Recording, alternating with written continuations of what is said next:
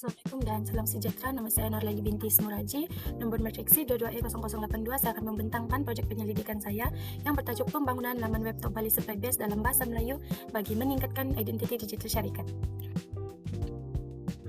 Bab 1 iaitu pengenalan. Bab ini memperkenalkan kajian mengenai pembangunan laman web Tok Bali Supply Base dalam bahasa Melayu bagi meningkatkan identiti digital syarikat. Tujuan ini ialah untuk memperbaiki bahasa, reka bentuk dan pengalaman pengguna laman web supaya komunikasi digital lebih berkesan dan identiti digital syarikat diperkukuhkan. Seterusnya ialah latar belakang kajian. Dengan adanya perkembangan teknologi digital pada masa kini, ia dapat menjadikan laman web sebagai medium utama untuk maklumat, komunikasi, dan identiti digital sesebuah organisasi. Laman web Tok Bali Supply Base masih menghadapi kekangan dari segi bahasa, kandungan, dan reka bentuk yang dapat menjejaskan pengalaman pengguna. Pembangunan semula laman web dalam bahasa Melayu dengan elemen multimedia dan interaktif dapat memperbaiki pengalaman pengguna dan memperkukuhkan lagi identiti digital syarikat. Seterusnya ialah penyataan masalah. Laman web sedia ada Tok Bali Supply Base masih mempunyai kelemahan dari segi bahasa, kandungan, reka bentuk dan interaktiviti yang menjejaskan pengalaman pengguna dan keberkesanannya. Oleh itu, dengan adanya pembangunan laman web dengan maklumat terkini dan juga penggunaan bahasa Melayu dapat menambah baik laman web yang sedia ada. Seterusnya ialah persoalan kajian. Terdapat 3, iaitu apakah kekuatan dan kelemahan laman web sedia ada dari segi kandungan UI dan UX. Seterusnya, bagaimanakah pembangunan semula laman web bahasa Melayu dengan maklumat terkini dan reka bentuk diperbaiki dapat meningkatkan pengalaman pengguna. Yang terakhir ialah bagaimana mengintegrasikan elemen multimedia dan interaktif dapat diperkukuhkan dan keberkesanan maklumat tercapai. Okey, yang seterusnya ialah objektif kajian. Objektif kajian ialah menganalisis kekuatan dan kelemahan laman web sedia ada dari segi kandungan UI dan UX. Dan seterusnya membangunkan prototipe laman web bahasa Melayu dengan maklumat terkini dan reka bentuk yang dapat diperbaiki. Yang terakhir ialah mengintegrasikan elemen multimedia dan interaktif untuk meningkatkan penyampaian maklumat dan identiti digital. Seterusnya ialah skop kajian. Kajian ini lebih memfokuskan kepada pembangunan semula laman web Tok Bali Supply Base dari segi kandungan UI dan UX. Ia juga menggunakan bahasa Melayu dan maklumat terkini. Ia juga disusun atur visual navigasi elemen dengan lebih teratur. Prototipe laman web akan diuji dari segi fungsi, interaktiviti, kebersanan maklumat. Seterusnya ialah kepentingan kajian. Kajian ini dapat memberi manfaat kepada Tok Bali Supply Base, bukan dia sahaja, juga kepada pengguna laman web dan juga penyelidik. Bagi syarikat, ia dapat membantu membangunkan laman web yang mesra pengguna, interaktif, berkesan dan memperkukuh identiti digital serta kredibiliti. Bagi saya pula sebagai penyelidik, ia dapat memberikan saya pengalaman membina laman web yang lebih baik. Okey, seterusnya ialah batasan kajian. Kajian ini mempunyai beberapa batasan. Yang pertama ialah pembangunan laman web terhad kepada prototipe sahaja dan bukan untuk operasi sebenar. Yang kedua ialah kajian ini lebih tertumpu kepada kandungan UI serta elemen multimedia dan interaktif, manakala aspek keselamatan, pangkalan data dan sistem tidak termasuk. Yang ketiga ialah pengumpulan data melalui soal selidik yang hanya melibatkan pengguna sasaran tertentu, bukan kepada semua. Kesimpulan bab 1 ini, laman web sedia ada Tok Bali Supply Base mempunyai kekangan dari segi kandungan bahasa, UI, UX dan identiti digital. Ia juga dapat menjejaskan keberkesanannya. Oleh itu, dengan adanya kajian ini, ia dapat memfokuskan pembangunan laman web dalam bahasa Melayu dengan maklumat yang terkini. Kajian ini juga memberi panduan praktikal dalam pembangunan laman web corporate serta menyumbang kepada pemahaman teori UI dan UX. Seterusnya beralih kepada bab kedua, iaitu tinjauan literatur. Bab ini meninjau kajian terdahulu, teori dan konsep berkaitan pembangunan laman web dan identiti digital. Fokus diberikan kepada amalan terbaik pengguna untuk menyokong objektif kajian. Seterusnya ialah laman web corporate. Laman web corporate adalah platform untuk menyampaikan maklumat syarikat dan memperkukuhkan lagi identiti digital. Laman web yang baik dapat meningkatkan image profesional, credibility dan memudahkan pengguna tempatan mengakses maklumat terkini. Seterusnya ialah reka bentuk antara muka, UI dan UX. UI merujuk kepada susun atur visual, navigasi, warna dan elemen, semanakala UX merujuk kepada tahap keselesaan. Seterusnya ialah rumusan kajian ni. Bab ini meninjau kajian terdahulu tentang pembangunan laman web. Seterusnya dapatan menunjukkan laman web mesra pengguna, interaktif, tersusun dan dengan elemen visual serta kandungan relevan dapat meningkatkan lagi pengalaman pengguna. Seterusnya masuk kepada bab 3, iaitu metodologi kajian. Bab ini mengurai secara terperinci kaedah penyelidikan yang digunakan dalam kajian ini bagi mencapai objektif kajian. Seterusnya reka bentuk. Kajian ini menggunakan reka bentuk kuantitatif berbentuk tinjauan bagi menilai persepsi responden terhadap laman web Tok Bali Supply Base. Seterusnya kaedah pengumpulan data. Kaedah pengumpulan data ini disiarkan melalui Google Form dan diberikan kepada hanya pengguna laman web Tok Bali Supply Base, bukan kepada semua. Seterusnya ialah kaedah pengumpulan data saya paparkan. Ini contoh Google Form yang telah saya lakukan. Populasi dan sampel kajian. Populasi kajian terdiri daripada individu yang menggunakan atau terlibat dalam pembangunan laman web top balai supply base.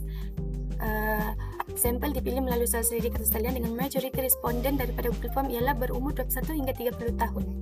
Kepelbagaian ini dapat membantu menilai sejauh mana laman web dapat meningkatkan identiti digital syarikat. Seterusnya saya paparkan iaitu keputusan Google Form responden telah jawab.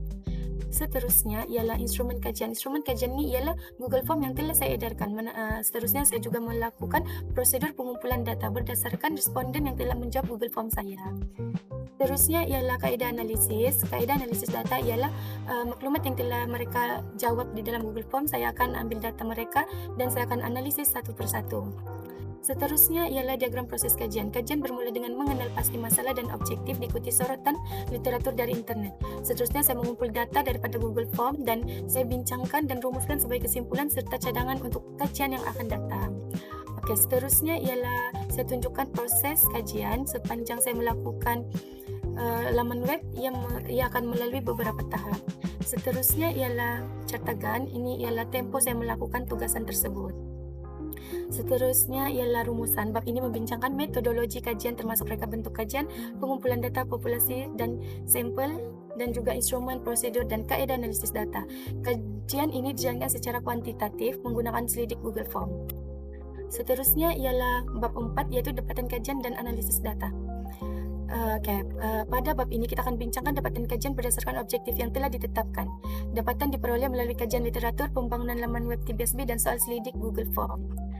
Seterusnya ialah dapatan objektif kajian 1 iaitu pembangunan laman web top balai supply base bagi meningkatkan identiti digital bagi syarikat top balai supply base. Pada peringkat ini saya menganalisis laman web top balai supply base yang sedia ada dari aspek kandungan, reka bentuk antara muka, pengalaman pengguna dan identiti digital. Analisis ini ditujukan untuk mengenal pasti kekuatan dan kelemahan laman web sedia ada. Seterusnya ialah reka bentuk antara muka yang telah saya lakukan. Saya paparkan beberapa, ini contohnya. Dan juga ini ialah laman web yang telah saya lakukan. Okey, ini ialah Google Form.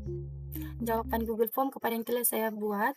Identiti digital. Laman web sedia ada kurang menonjolkan identiti corporate. Oleh itu, laman web yang terbaru perlu dilakukan dan juga mempunyai data yang telah dikemas kini. Keseluruhan dapatan analisis dapat dicapai. Contohnya objektif 1 tadi, saya dapat kemukakan pendapat. Seterusnya ialah dapatan objektif kajian 2, membangunkan prototipe laman web dengan mengintegrasikan maklumat terkini bagi meningkatkan kualiti penyampaian maklumat.